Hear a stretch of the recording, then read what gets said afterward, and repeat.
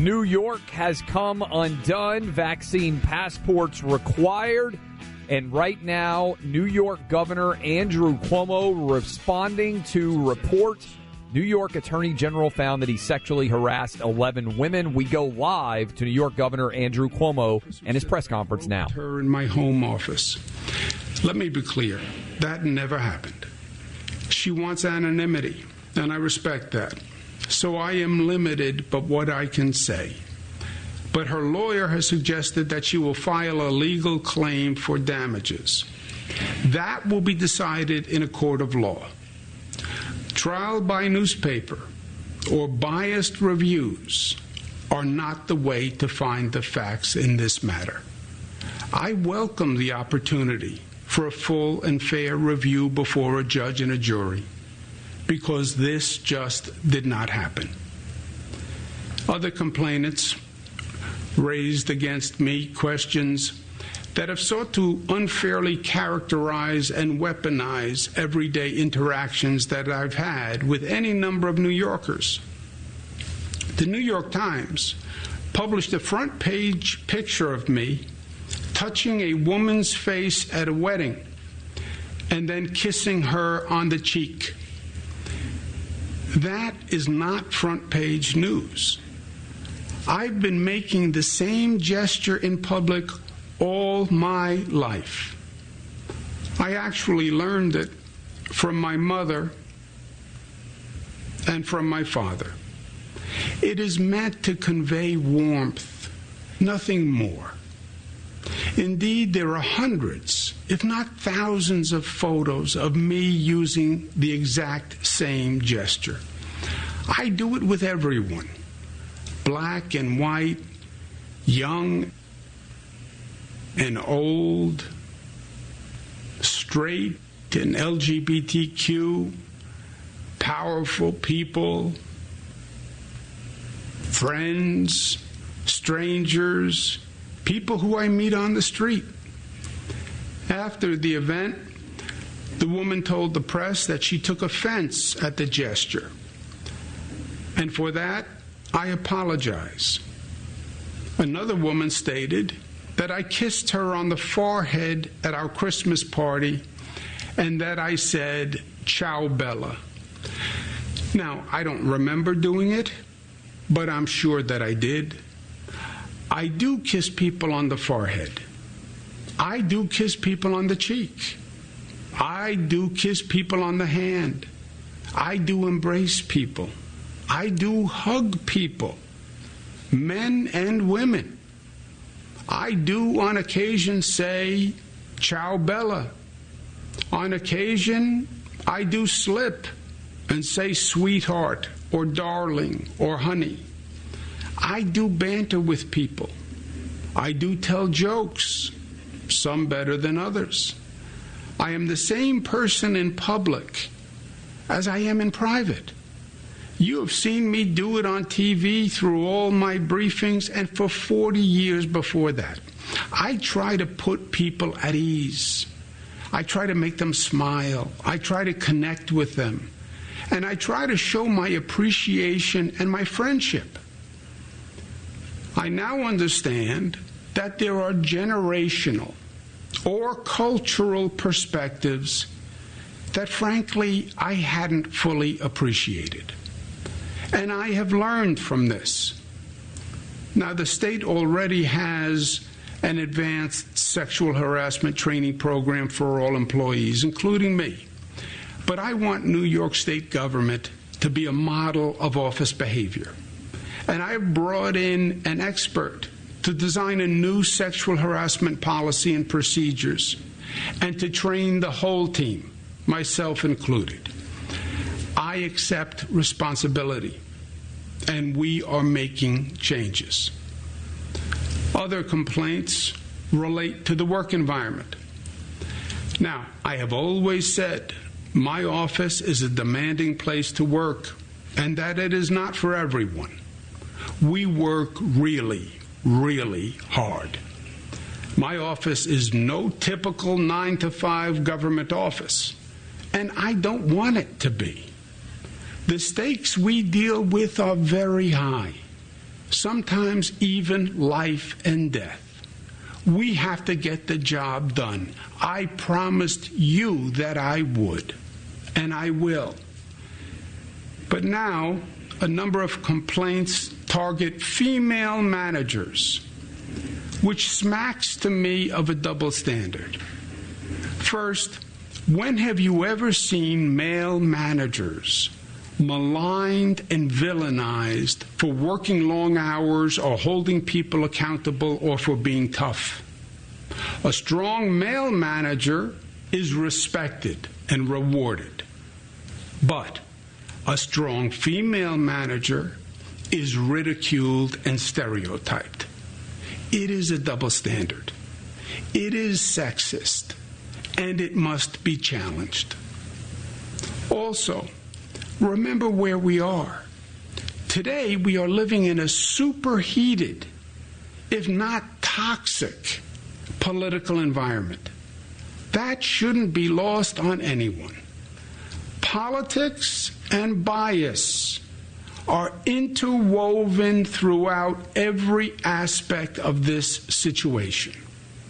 One would be naive to think otherwise, and New Yorkers are not naive. I understand these dynamics. My father used to say, God rest his soul, that politics is an ugly business. As usual, he was right. But for my father and for me, it's worth it, because despite it all, at the end of the day, we get good things done for people. And that is what really matters. And for those who are using this moment to score political points or seek publicity or personal gain, I say they actually discredit the legitimate sexual harassment victims that the law was designed to protect. My last point is this. I say to my daughters all the time that as complicated as life gets is as simple as life is. My job is not about me. My job is about you. What matters to me at the end of the day is getting the most done I can for you. And that is what I do every day. And I will not be distracted from that job. We have a lot to do. We still have to manage the COVID beast. It is not dead yet. It's not over. We then have to reopen and reimagine our state, because our future is going to be what we make it. I know we can do these things because I know the strength and the character of New Yorkers. Look at the progress we made on COVID. It is amazing. We went from the highest infection rate in the country to one of the lowest infection rates in the country. Nobody thought that we could do it, but New Yorkers did it. That shows that there's nothing that we can't do when we work together. Together as one community, as one family, as New Yorkers. We will. Thank you. Okay, so you had Governor Cuomo there going full sociopath for everybody, not stepping down. Clay, I got to tell you, man, I knew this guy. Oh, my gosh. He was never going anywhere. It doesn't matter what the evidence, doesn't matter what the report finds. And now here he is.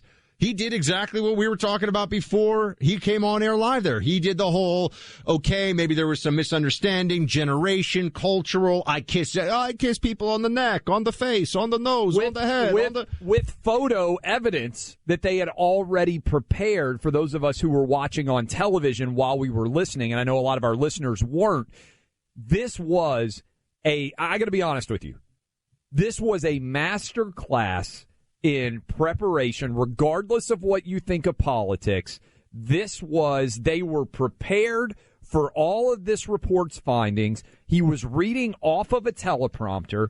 They were mixing in photos to back up his arguments. When you heard him talk about how he kisses people, male, female, gay, straight. He had a smooch collage. Yes, ready. They had a collage that was shown on both Fox News and CNN. We're watching it here in studio. Couple of other things that stood out. he denied everything, right? This was reminiscent of the Bill Clinton, Monica Lewinsky incident, for those of you who remember it. He denied most of it, right? He said I never touched anyone inappropriately. Because that's where you cross that bright red line, right? So he denies all of that. And he said that isn't who I am or have ever been. He leaned on the fact that he had 40 years in public. But to me, what stands out about this is he was prepared for what this report was going to find. They had a speech written that I bet he had practiced because it was well delivered. He was reading it off a teleprompter. Think about the way he closed. He said, politics is an ugly business, which was a quote from his dad, Mario Cuomo, the former governor of New York. He then talked about his daughters, just dropped them in, right? Which is intended to be a message. I have daughters myself. How could I inappropriately treat women? Whether that's fair or foul, that's the message he's trying to send by mentioning his daughters. And then what did he close with? COVID. He talked about all the progress that New York had made with COVID. So the speech, which started with, I never touched anyone inappropriately, ended with him talking about how great of progress New Yorkers had made battling COVID. I think, regardless of what you think of the politics, that was a masterclass delivery of a denial, which really just kind of sounded like a state of the governorship from Andrew Cuomo when he knew everybody was going to be watching. And by the way, he's not resigning. So I'm right. He's not resigning. He's not going anywhere. Everything I said he was going to do, he ended up doing. He said that he was a little guilty, but he said he learned. He said that COVID was the big response and we need to keep doing it. It is classic Cuomo. This guy is a tyrant. And that's why it doesn't matter. Democrat rules, folks. He's decided that he's going to stay, so he's going to stay. We'll come back into this because it's just processing right now what we just witnessed. Alive. I mean, it's brazen beyond words in some ways, but it's very good stuff from what a master class, as you say, in political misdirection. On time, too. I don't think we can understate that. Every press conference is always late. He knows top of the hour is when the biggest audience is for all the television networks. We were talking during commercial break. He hit it right on time. They had this down to the minute. We'll talk about it in a minute. My attorney, who is a non-political former federal prosecutor, has done a response to each allegation, and the facts are much different than what has been portrayed. That document is available on my website. If you are interested, please take the time to read the facts and decide for yourself. First, I want you to know directly from me that I never touched anyone inappropriately or made inappropriate sexual advances. Governor Cuomo there saying that the facts are different, which is another way of saying, and welcome back to the Clay and Buck Show. I am Buck.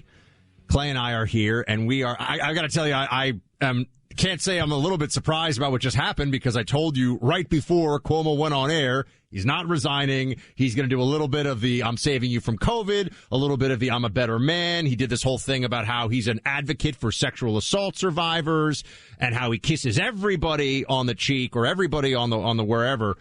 And here we are now hearing from Cuomo. Clay, he's saying that the women are lying, but he won't say that. Like, you can't say the facts are different here than, either you touched women in places you shouldn't or you didn't.